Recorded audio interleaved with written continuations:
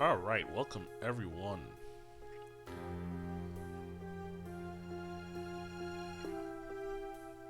This is going to be the first in what I hope to be a very long series where I give my opinions on various subjects, and I want everybody who's watching to leave comments on what subjects you want me to tackle in the future. But this is the first one I want to tackle today.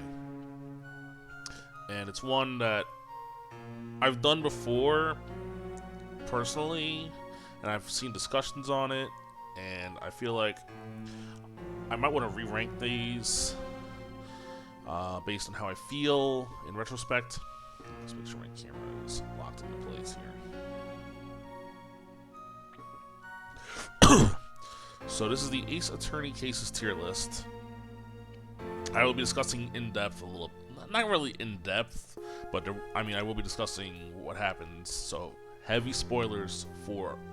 I'm only doing the 6 Phoenix Wright games basically. So that's Phoenix Wright Ace Attorney, Ace Attorney Justice for All, Ace Attorney Tribulations, Ace Attorney Apollo Justice, Ace Attorney Dual Destinies, and Ace Attorney Spirit of Justice. Those 6. I know what happens in the Investigations games, but I haven't played them. I haven't seen playthroughs of them. I don't know anything about Professor Layton or the Great Ace Attorney. So I will not be discussing those here.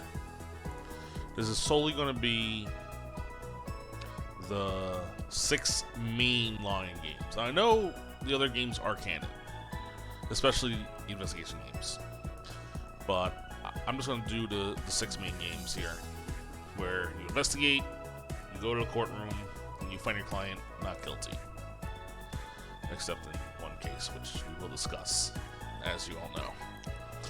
Anyway, if you like what you see, make sure you hit that like and subscribe if you're on YouTube. If you're on Twitch, you can follow the stream. Again, we're just going to have a little fun here. And I do want to do these more often in the future. You have to just give me ideas. If I have other ideas in a backlog right now, but if you have ideas that maybe I don't have, let me know in the comments, and we will see what I can do with this. So anyway, we are going to start here with... Hope the music's not too loud. That's fine. This song is from the only... I'm still in the midst of watching this, and I'm going to rank it because I'll get to it. It's the very last one. Anyway, I might rank it higher after I'm done watching it, but it's of course the Turnout Time Traveler. Anyway, we start with the first turnabout, which is aptly named the first turnabout. And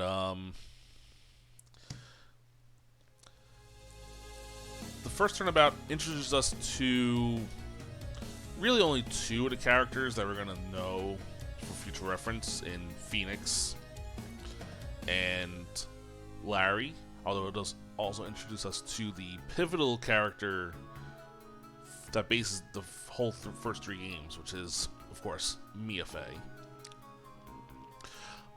It's the very first case you play. It's the very first case I played, and it's one of those cases where, along with the majority of the intro cases, save for 2 of the 6, so 4 out of 6, I'm going to rank it in D. And I will be ranking them in order, so if there's one that's higher in D, I will put it higher. If it's one that's lower, you'll see when I get to other ones. But yeah, this is just, it's very easy. I didn't have any troubles with this. It's a very easy case. Very forgettable case, other than the murder weapon, I would say. Again, Larry, as your defendant, you kind of forget that he was your defendant in the first case when you play through the other games and you encounter Larry in other cases. The victim never is heard of again. The prosecutor, Winston Payne, again, he's the prosecutor for all the intro cases. The Payne character.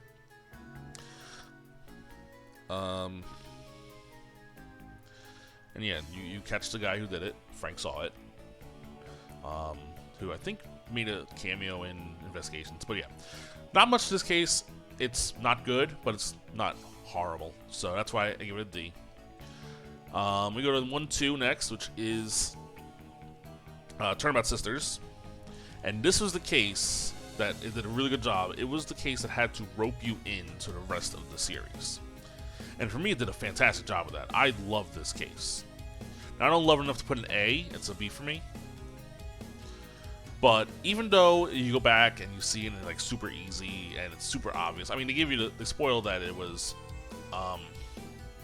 red white in the first 2 seconds. Of course, I didn't know that. I knew that, but I didn't know when he was gonna show up and everything. I had to go through the entire thing with the other characters in the game, the bellhop and all that. And it eventually led us down the road.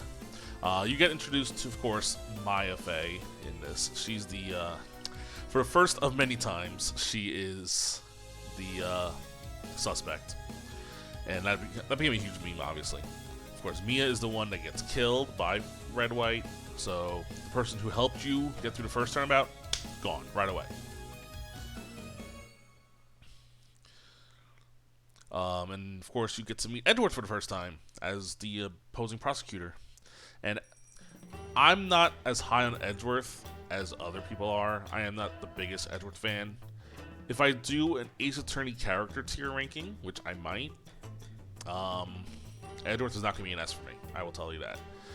His character arc is good, but I'm not a huge fan of it. There are other Edgeworth cases. I thought he was just annoying in this one. So Turnabout Sisters is a B for me, and it's probably going to be one of the higher Bs for me, because it is very close to an A. It roped you in really well, I thought. It did a good job of laying out the framework of what is going to happen the rest of the game. Now, then we get to the next one, 1-3, Turnabout Samurai. And this kind of gives you the benchmark of the non-main storyline game cases. And in Turnabout Samurai, yes, we introduce some new characters, some that will come back. And, of course, your defendant Will Powers, he'll come back later. And Wendy Olbag, she'll definitely annoy us later. Not a Wendy Olbag fan over here, by the way. I do like Will Powers, though. Both in this case and in, obviously, the one we'll be talking about later. Turnabout Samurai for me is a C. It's one of those cases where there are things that are cringeworthy. It's gonna be a low C for me. You'll see when I re-rank as I go along. But I do not like Salmonella at all. He is, I think, one of the bottom 5 characters for me in the entire series. The rest of the characters are kind of forgetful. Penny Nichols forgetful. Even the one who did it is forgetful. What's her name again? I forgot her name. Vasquez. D. Vasquez. Yeah. And the way it went down, just like, It's a good case. It's not a great case at all. And now we get to, here we go, 1-4. Now I get to start getting to, So you go through the first 3, and, then you get to 1-4, and you play through 1-4. And obviously, we're going up here with this. This case had so many twists and turns for the first game. So this is the first game. They revolutionized the plot twist, pun not intended, later on. With a lot of plot twists came up, but this one had twists that I didn't exactly see coming. Like, oh, you got the guilty verdict, but we're still going on. That was something that was done in this case, and only this case, as far as I know. As far as I can remember. Manfred von Karma as your villain. He was brutal. He was fun to play against. He was very... there was one more character that was more fun in the very next case. Damon Gann. I love Damon Gann. But that's... we'll talk about that next.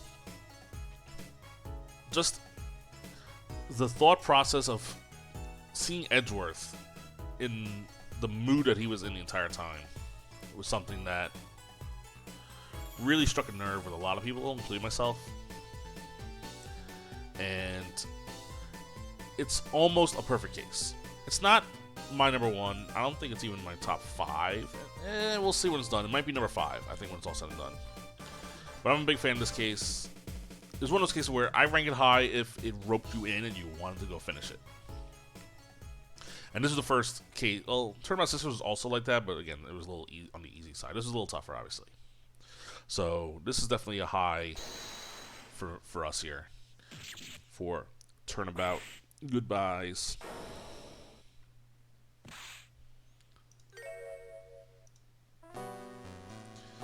Then we get to 1.5, Rise from the Ashes, the DLC for 3DS. But when I played, I bought the trilogy, so this was just the added-on case. It is very little to do with the story of the rest of the game, save for one character, really, and that's Emma Skye, who's basically in the Maya role in this game. And now, Emma, in this case, not a fan.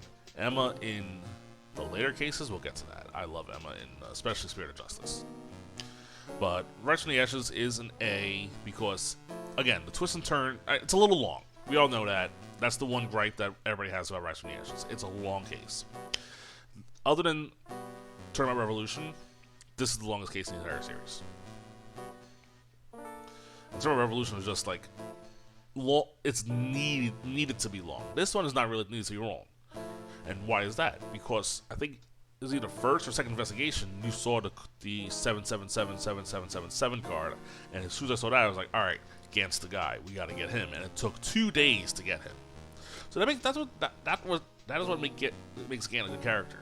When you first saw him, you're like, oh, this guy's going to be helpful, and then you realize he did it, and then no one says a thing about him being the guy until the very end. I'm playing the game, it's like, it's obviously Gant. If they hit, now again, that's another gripe with Tournament Revolution, you know who the culprit is early on. Yo, what's up, Gant? So yeah, the length of the case is the only reason it keeps it from an S. It's definitely going to be a high A for me. And it was a good way for me to finish the fifth case of the first game. It didn't leave me as satisfied as beating Von Karma, as was beating Damon Gant, but, you know, not everyone can be Manfred Von Karma. That takes us to the Lost Turnabout, the first case in Justice for All. And this one, I'm actually going to put in the F. Usually I would think the intro cases would be D's for the most part, but this one was just, the entire premise of it was dumb, in my opinion. You get amnesia, and the banana thing with the glove, and it's just not good. I don't like. It's one of those things where I remember this case because of how bad it was, and we're gonna get to. I think all the Fs are gonna be cases where they're bad, and that's why you remember them. Not a good thing. So next up was Reunion and Turnabout. We meet up with Maya again, and hey, she got accused of murder again. Hooray! But Reunion and Turnabout, I think, is better than Rise from the Ashes. Now that might be a controversial opinion, but the entire it's one of those things where how is this going to play out? What's the premise? What's going on? And then the path you take to get there is completely wild. Pearl is introduced in this one, obviously, and Pearl is another fantastic character. She'll shine better in later in this game, I believe it is. Yes, later in this game. 2-4. Who's the guy that got shot? Turner Gray, that's right. So you meet Turner Gray and you're like, oh, this guy's a D-bag, and you're not gonna. And then he dies. So it's like, all right, great, he's dead, cool. And the entire time you're like, all right, well, who could have done it if it's not Maya? Because there's only 2 of them in the room. And then going through all the things to get there was just so fun, and I couldn't put this case down. It was such a joy to play this case. Crying Pearl is great. I mean, I had a feeling it was gonna be Eenie Meenie, but the way the fact that it was like the sister, they swapped and the faces were reconstructed, it was just like, it's one of those things where it sounds like it's non-believable, but it actually is believable. So that's what makes 2-2 for me, like, plot twists in 2.2 were so strong. I think they were stronger than the ones in 1.5. And thus, I have it higher than 1.5. Next up is Turnabout Big Top. Now, I know a lot of people have Turnabout Big Top as one of their least favorite cases. And I do as well. But I think it's better than the intro case of this game. And here's why. Some characters are actually likable. Mainly, for me, the character that I like the most was actually Max Galactica, the person you're defending. He's my favorite character in this thing. Everything else is cringe. Don't get me wrong. This is a very cringe. I mean, there's a lot of cringe cases in this one. This one is definitely one of the top cringe ones.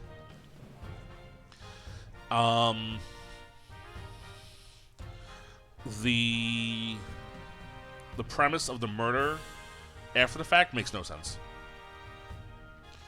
The motive is weak. The reaction to getting caught is bad. But there are still things that make it... It reminds me... It's like a bad Turnabout Samurai. For me. So it's not like completely trash tier. We'll get to completely... Like, this is a high F. This could probably be to the top of the F category. It might even be low D for me. But I'm going to put on a high F just to appease the haters. There's some good qualities out of this. Not a lot, but there's some. More than 2.1. 2.1 has like no like. I do not like Maggie Bird from 2.1. I do like some characters in 2.3. Pearl's a good intro in 2.3, and I do like the work of Gumshoe. Gumshoe is the best part of 2.3. I didn't talk much about Gumshoe yet. He's one of my favorite characters. Him in Turnabout Big Top is actually really good and one of my favorite Gumshoe moments. All right, next up is Farewell My Turnabout. Yeah, straight up to the top of the list right now. This case, all right, so remember I was talking about in the beginning of the video, find your client not guilty. Well, halfway through, you get the first huge plot twist in the series. I consider there to be 3 really big plot twists in the entire series. The first one's here, when you find out that your client was actually the one who put the hit out for Juan Carita. And now you're just like, all right, now I want to get this guy thrown in jail for the rest of his life, but I also want to make sure Maya survives from Shelly the Killer. Because this time Maya's not accused, she's kidnapped, you know. Something happens to Maya every time, you know that. And the stress when I was playing this game and trying to figure out how to maneuver my way through. Also, my favorite investigation of the entire series. I am not a huge fan of the investigations part of these games. My favorite investigation in the entire series. Yeah, this does have the edge over 3.5 for me. Going through that hotel is so fun. So, yeah, this case is near perfect. Oldbag is the only reason why it's not going to be my top overall list, because Oldbag is just annoying still. Though the thing with... I didn't mention Cyclops yet. The Oldbag Cyclops are fun. You're just like, oh, great, I gotta deal with this. And then you get one of them and they all disappear. And she's just like, Edgeworth, I love Edgeworth. Yeah. That's right. The moment where, you know, the last piece of evidence comes in, when Gumshoe gets the evidence, and Franziska gets the evidence. We didn't talk about Franziska yet either from this game. Franziska, I'm not a huge fan of Franziska. I'll talk more about the prosecutors I like, starting with this case, and then the next 3 games in a row. I love the prosecutors.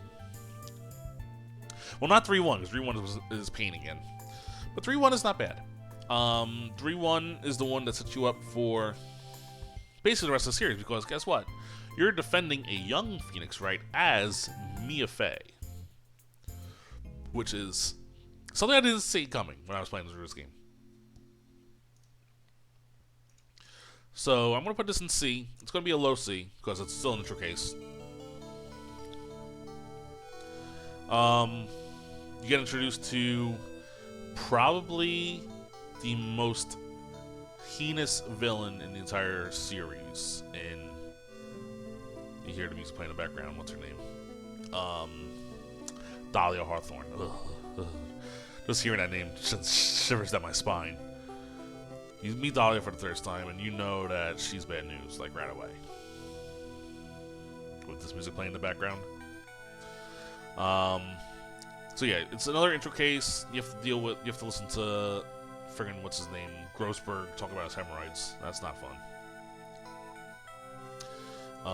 But yeah, this case, an intro case that didn't outright.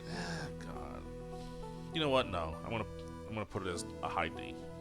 I really can't put it that high. As C. There's other cases I'm gonna be putting in C that I was like average. This one's just still below average, even though it's a really intricate case. No investigation, of course, because it's an intro case. 3-2. Talk about another fun place to check, investigations-wise, and trying to figure out who Mask the Mask is, and meeting Godot for the first time. We're talking about a really good case here. I'm gonna put it into the A tier because I think that Look At Me is absolutely brilliant in this case. He thinks he gets you at every turn, and you think you got everything figured out, but he's one step ahead of you, and it's a fantastic, like, oh, you thought you got me, but now you got this and that. I mean, it doesn't help that Ron DeLite is very unhelpful as a defendant for you. He's saying he is Mask the Mask and all this, but yeah, this is just a really fun case to play. Good investigations, great courtroom drama. The double jeopardy thing is fantastic. It's just a fun case to play. And of course, you meet Godot for the first time. Next up is Recipe for Turnabout, which yeah, cringe. No, it's better. It's better. No, it's not better. It's worse. It's worse than. The only redeeming quality is seeing Mia in the suit, but this is just not good. Now, the one thing going for it, there's two things going for this case. It's that it sets you up for the plot line 4-3-5. So playing this case helps you figure out what happened in 3-5. And I think this is the most red herring in, I forgot the name, the mobster's granddaughter or whatever, because I thought she was with Furio the entire time, but she was actually, not a bad person. So that's red herring. But I mean, everything else in this case is bad. You have the cringeworthy thing, the guy who thought he was a girl who thought he was a guy, and that's just bad. The lady who helps you figure out that he blows all his money on the horse track or whatever, it's not good. Very forgettable. Like, I don't even know. You probably forgot about that part also. Yeah. This case is just, it's cringe. It's just straight up cringe. It's worse than Turn Up Big Top. Sorry, not sorry. Alright, next up, we have 3-4, which is Turn Up Beginnings. So you start it up and you see Phoenix is studying to try to figure out the links that's going on. And you figure out pretty early on that the link between Godot and Mia started with this, and you realize that Dahlia is the one behind, pulling the strings in the background. It's a short case. It's like a good version of 6-4 when we talk about 6-4. You'll be surprised where I put 6-4 on this list. 3-4 is like a more streamlined version of that, but it's like another back in time thing that sets you up for 3-5, obviously. 3-4 I'm gonna put as a high C. It's really good at setting the tone for the final case of the trilogy. Not the most memorable case. Like, I remember, like, how the one gets one to the other. I'm explaining it poorly. Like, the thing in the trunk, and it's Dahlia being Dahlia. Okay. Then we get to Bridge to the Turnabout. So here is where I'm torn. Where does it go in comparison to 2-4? Is it better than 2-4? I think it has less plot twists than 2-4, even though it was every time there's more Cyclops on the where the thing was. I'm gonna put it a little higher, only because the story, it's more story driven in a whole, because you built up to this for the entire 3 games. Especially, I didn't realize it at all until it was revealed that the victim is actually Maya Mia's mother. Hey, this might not be the MC8. Alright. Getting some more stuff from 5 DLC. But yeah, this case, 3-5, it is the ultimate story-driven case. It ties up all the loose ends from the first 3 games. Which I do have complaints about for the other games, that some cases don't tie up all the loose ends, especially Tournament Revolution. Because there's still things left to be unanswered from the next 3 games. I will discuss that in detail, because there is one specific character that really needs an arc finish. I'll discuss that when we get to, I think, 4-4. But Bridge to the Turnabout is, everyone regards it as like the best case, and it's not 100 out of 100 for sure. It's like a 96, 97. Will it be the top ranked case when we're said and done? Maybe, maybe not. I don't know. But there's just nothing inherently bad about this, because the only thing that's really interesting is the entire thing where the picture that Larry drew, where we had to flip it upside down and stuff. That was like the one thing. It's like, what? How is this going to be? What's going on? All this and then the other. It's a little bit unfeasible, outside the realm of feasibility, but I can see how it could be possible. So I'm not going to fault them too much for the entire swinging pendulum thing. But yeah, so trilogy's done. There's your trilogy rankings. Not a lot of B's, only 1 B. So I don't know. Maybe I can put 3, 2, and B, but I don't know. Next up is Apollo Justice. So the slate is wiped clean. You're 7 years in the future. You play a game. You see you're a new character in Apollo Justice. You see a new helper in Christoph Gavin, and you got a new defendant in Phoenix Wright. Okay. The shock of Hobo Phoenix Wright alone, and then going into the case, and everything that... This is an intro case, remember. This is an intro case. By the way, spoilers, this is going here. Alright? No, not there. Here. This is an intro case, okay?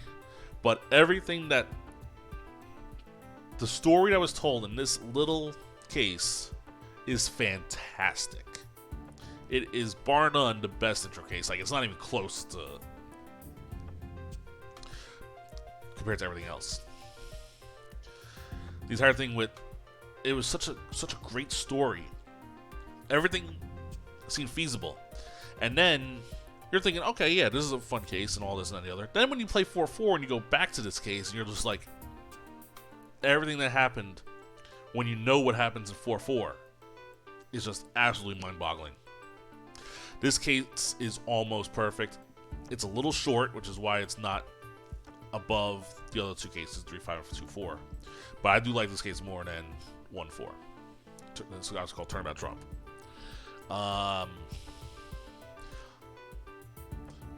The presenting fake evidence thing is a little sketchy, but I can see how it was done, because Phoenix is basically going to be a little bit of a tween. If you're a wrestling fan, you know the term tweener.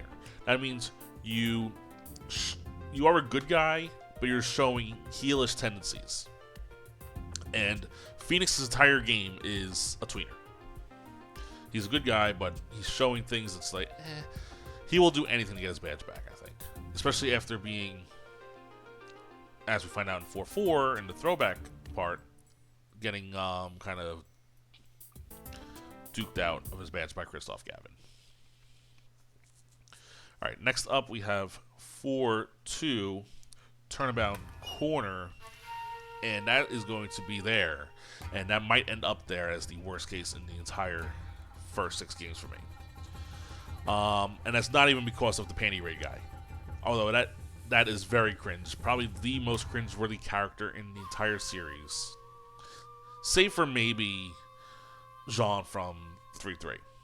But that guy is cringe. The premise, I wanted to see more from the Mafia family because I thought there could have been so much more done, especially with Big Wins. Big Wins is definitely a character that I thought was going to have a bigger part of this story, but he did absolutely nothing. Plum did very little.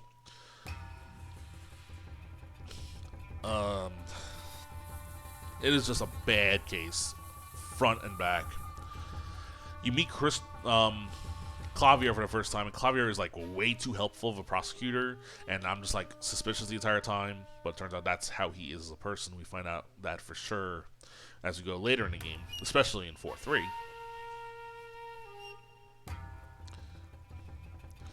But yeah, you find also the guy that died is like one of the biggest villains among the victims. Like, he probably deserved to get it based on all the things he did. So the victim is someone who deserved it. Then why are you defending the guy? Although it turned out to be the guy's girlfriend. It's just so forgettable, so bad. The noodle guy is annoying. It is just not good. Not good.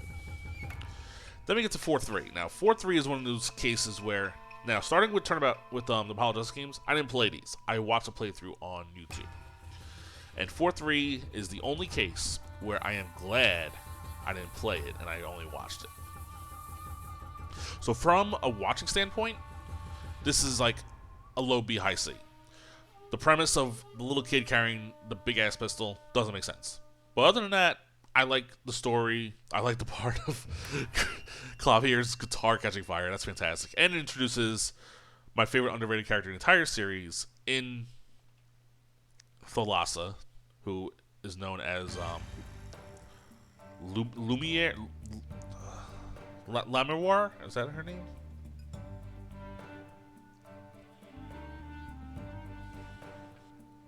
Whatever.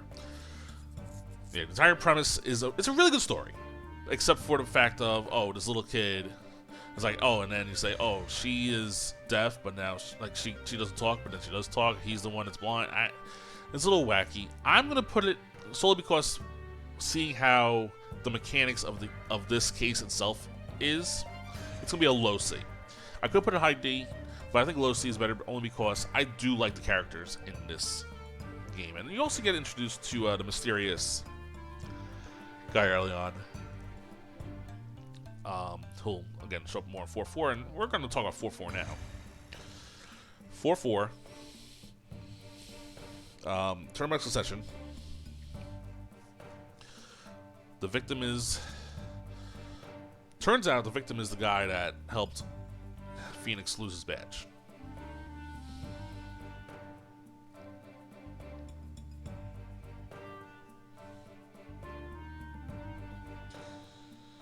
They say that his daughter did it.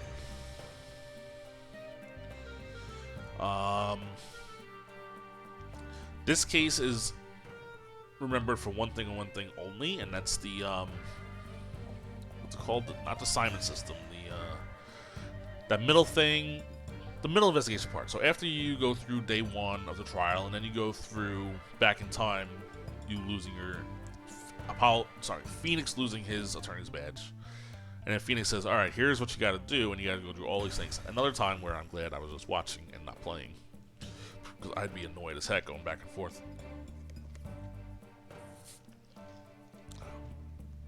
The fact that you get to get Kristoff again for this is just fantastic. And, you know, Kristoff getting off twice. It's gonna be a B for me. A low B because of how tedious that system is going back in time. Not too many plot twists in this, other than the fact that you pretty much know the Black Cyclops showing up for the first time is really fun. Not able to break them, but then it kind of gets foggy when we talk about 5-5. It's gonna get a little foggy as the Black Cyclops go. It's not the greatest outro case. But it's fine. It's a great way to finish off the story. And then we get to the next game, Dual Destinies. 5-1. This is Turnabout. This is Turnabout Reminiscence.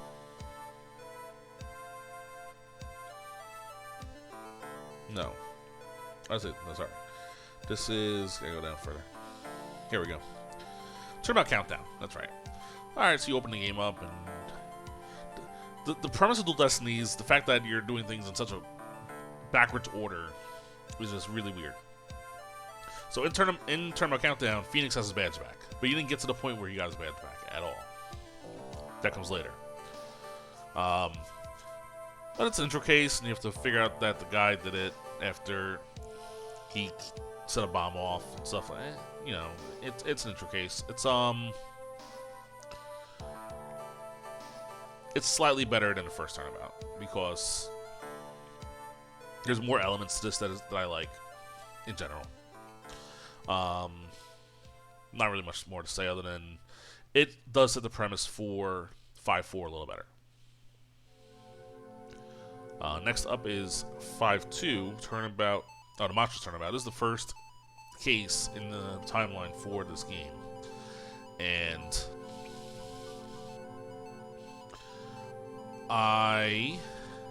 because the Monsters Turnabout, did not like it at all. I thought it made zero sense. It was a little too supernatural for me.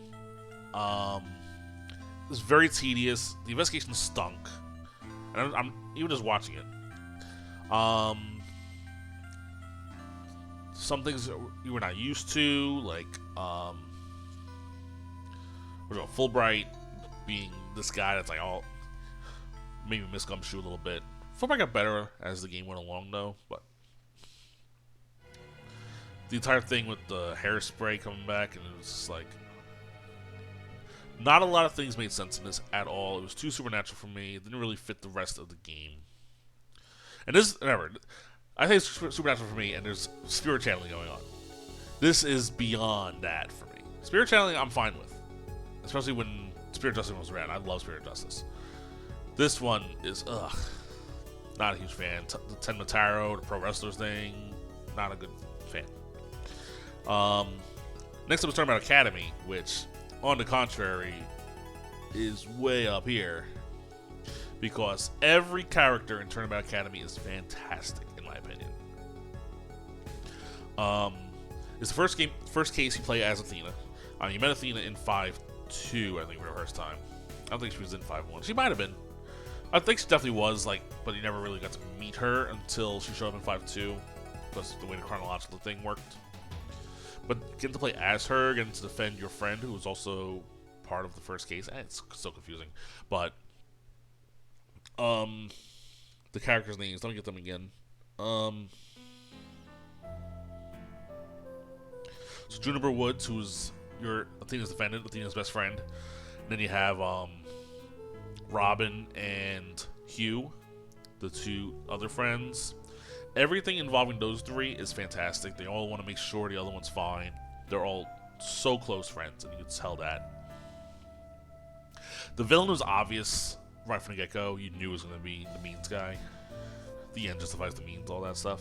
Dark Age of the Law. So they really hammered home that it's going to be this guy the entire time. He looked creepy, and then when so the thing that I love about the last two games, Destinies and Spirit Justice, is when they go into these heel turn things, and they change their perception. It's fantastic. It's so fun to watch, and it really hit you home here the first time. So I just love this case so much. It's so charming. Miriam is fantastic. I love Miriam as a character. Alright. Next up is Turnabout Airline. No. Turnabout Recall. No. Cosmic Turnabout. That's the next one. Okay. Now, it's Apollo's best friend that gets killed. And everyone thinks it's the other astronaut Starbuck, and there's a lot of really good moments in this one, too. I'm also a huge fan of this one. I'm not as much as some of the other ones. I'm going to put it here. But there's a lot of good things going on here. going through the spacecraft for the first time is so fun, and you start to get little inklings of what's to come in 5.5 when all the robots say hi to Athena and stuff like that. And you're like, oh, that's interesting. Okay, and I didn't really link Athena to the rest of the things at all. That she was just like they knew her or something. And of course, this was the second biggest plot twist that came up when I was just stunned at the end of the case when Blackwell's bird comes in and says that Athena's fingerprints are on that. I got chills then. I'm getting chills right now just talking about that. The entire story of Athena from that moment throughout the rest of this game is just so good. And Athena's such a great character. Blackwell's such a great character. We learn more about what's going on with Blackwell the next time. And then it's like, oh, we're going to get Athena for killing her mother too. And, well, wait, no, that's this one here. We're going to talk about that one, all right? We're going to talk about that one now. This is my favorite case, all right? 5.5 is just so good. Oh, my God. Everything in 5.5 story-wise is perfect. The entire thing of, oh, did Athena do this? How is Blackwell innocent? Finding Blackwell innocent, finding Athena innocent, all this. Actually, all right. There's one bad thing about 5.5, and that's the revealing the Phantom. The fact that we still know who the Phantom is. The fact that that Fulbright was the Phantom in disguise the entire game was just like mind blowing, obviously. But I still think it left a little bit of emptiness inside of you. So, I don't know. I'm torn between these two here, for sure. I'm going to put Turnabout for Tomorrow ahead of it, just for now, just by a little bit. Yeah.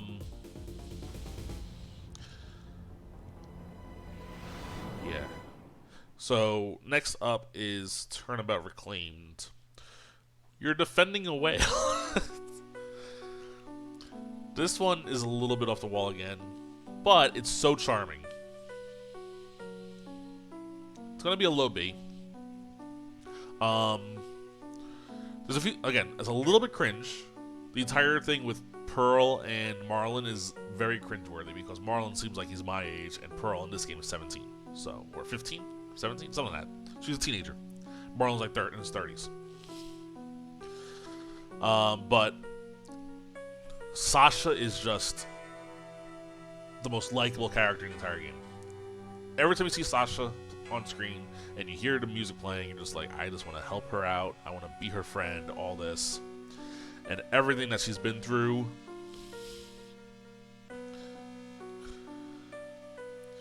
Now again, this one actually took place in timeline after Turnabout Academy, before Turnabout for Tomorrow. So, that's one thing to consider. I think I recommend people playing this case before they play Turnabout for Tomorrow, just so they can experience Turnabout for Tomorrow and... Turnabout for Tomorrow before this, because I watched this after Turnabout for Tomorrow was done, and this was just like, it was very underwhelming, but if you play before, you really appreciate this case and its charmingness. And this also is the only case that ends with neither really a guilty or not guilty, because it was an accidental thing. So, I mean, both the whale and Sasha got off not guilty in the end. the thing of Marlon chugging the steroid barrel and going into a rap sequence is just hilarious. I love this case. It's so charming. Alright, next up is Spirit of Justice. We get the foreign turnabout. Phoenix goes to... So, you have to tell the difference here between Karain and Karain. Karain is the village where Maya was born. Karain is the country where all the spirit channeling happens. And the foreign turnabout is, again, going to be a D for me. I'm going to put it behind 3-1. Peace, Love, and Understanding, I think, is the pun name of the guy who did it. It was a slog. The fact that the stakes were higher, quote unquote, for, if you if your client is guilty, you're dying too. It's like trying to beat this country really didn't make too much sense.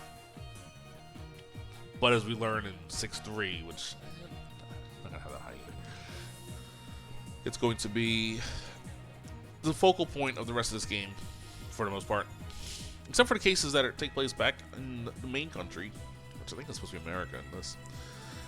Yeah, 6-1 just an intro case where a guy plays an electric sitar, I think it's called. He plugs it in, and it's pretty entertaining, not gonna lie. Alright, next up is the Magical Turnabout. And that's gonna go here. Oh, no, here. There you go. Magical Turnabout. Another really good case. A little bit on the wacky side, but I think another one of my favorite villains being the Grand Marnier guy in disguise, who's a TV producer. He just oozed evil from the moment you saw him. And you thought that way about other guys first, but the fact that he was there since the very beginning of the case. And then he spent the entire time just trying to get this guy. And you're like, how are we going to get this guy when, he has all these alibis and you have to break the alibis down? Another case where I feel like... So, I was never a huge fan of Trucy in the first two games, especially, well, she didn't do much in the Destinies. This was my favorite Trucy case, obviously, and seeing her perform the act in the courtroom is fantastic. I just absolutely thought that was a joy. And I know Futon, my friend, loves Trucy. It's his favorite character. I'm not a Trucy fan, but I'm a big fan of this one. Alright. Next up is, I think, my most... Alright, so 6-3, it's very forgettable, I think. Even though it's the return of Maya and she's arrested again. I'm going to put it here. It's going to be a low C. Again, even for... Alright, now I'm starting to have a little bit come back with the moss thing and the stone. It's a little far-fetched, this case. The story's alright, but it's a little far-fetched. It didn't really do anything other than really introduce Dats. Sorry, hold on one second.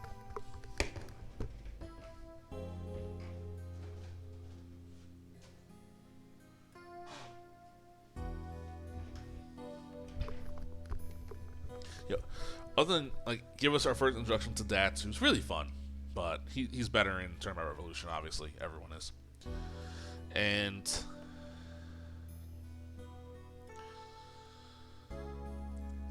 I'm trying to remember now. This is the one case I remember the least about. I still remember a little bit though, like the thing with the guy coming down with the. I forgot who did it. It was the guy, right? The guy who died. I forget. Yeah, to rust in me. That's funny. Yeah, Rafa starts to show a little, Rafa in the first case is just absolutely, total, to you. This case is starting to be a little better, but still not 100%. But the first two cases in Karain really didn't satisfy me in terms of the stories. Why am I here? But, when we get to 6-5, we'll talk about that. Speaking of Rafa. Next up is 6-4. Turnabout Storyteller. This case is pretty cringe, but Uendo saves it. And that's why... Uendo and Blackwell both save it. That's why, for me, it's going to be the highest of the D tiers. The only one in the D tier that's not an intro case is going to be this one. A lot of people do not like this case. It's a... I don't even think there's an investigation in this. There might have been, but it's very short. It's very filler. I need more Athena in my life. Why are you giving me... Why is Athena covering this one case? Blackwell's fantastic, though, so... Blackwell. Bring me more Athena, more Blackwell in the 7th game. Let me top the loose ends.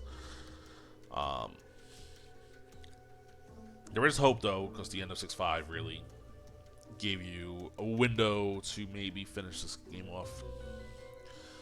It really This is just filler, but Uendo's funny. I hated everything else though. Bucky Wheat was bad. The killer was bad. The victim was bad. Alright. 6-5. Tournament Revolution. So, the first part of this, politician is horrendous. Not a fan. Everything else about the first part of it is fantastic. Getting to meet Dirk for the first time. Going through the mountains as Dirk, it really gave me like vibes of Breath of the Wild. Even though it's not like you're going through the cave and up in the water and all that. Really fun. And then facing off against Phoenix in civil court is hilarious. But here's the problem. So you're facing off in civil court, but then there's a murder involved. But it's still civil, and you figure out the politician is the one that did the murder. But he... What? Does he get arrested? I don't even know.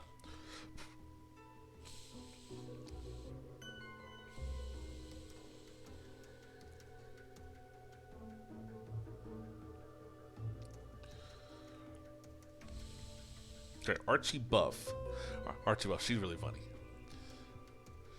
Or Army Buff. That's right, Archie Buff is the one that died. Army Buff is the daughter. I like Army Buff. She's good. Then you get to the final trial, which Inga, who has been haunting you a little bit for the first two cases in Karain, is dead. Dirk's the obvious culprit, but you know it's probably not going to be Dirk. So... you have to go through the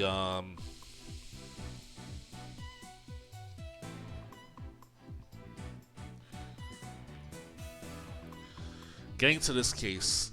The investigations is like, all right, when we get to the trial, what's gonna happen in the trial? Because you're gonna defend Dirk, and then Dirk disappears. You have no idea what's going on. This woman shows up. Oh, look, she's the villain because she turned into super villain clothes. So you know she's the one that did it. And she has all the powers. She changes the rules and all this. But everyone's like, where's Dirk? What's going on? And then you get to the biggest plot twist in the entire game. Is that the Dirk that you were hanging out with was actually Maya channeling Dirk because Dirk is dead. Hooray! If it wasn't for...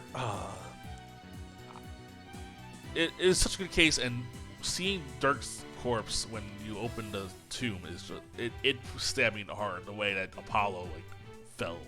It hurt me just as badly. I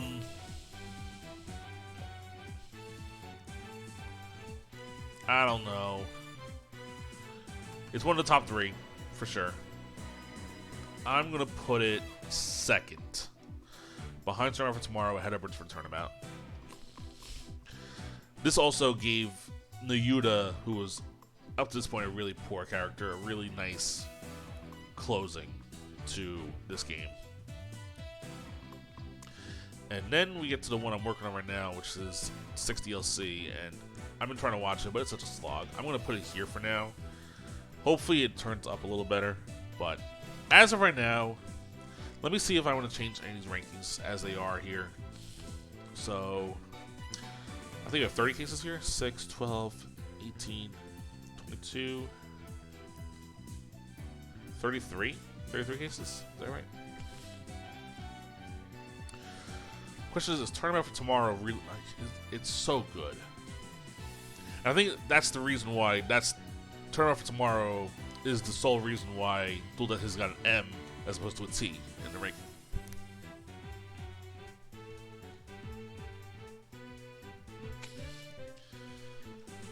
I'm trying to think.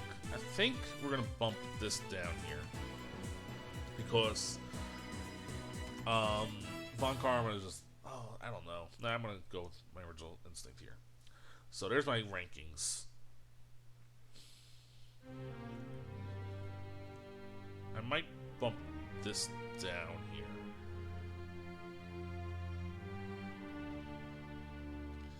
But I think we're going to roll with this. So this is my official tier rankings for the Ace Attorney cases in the first 6 games.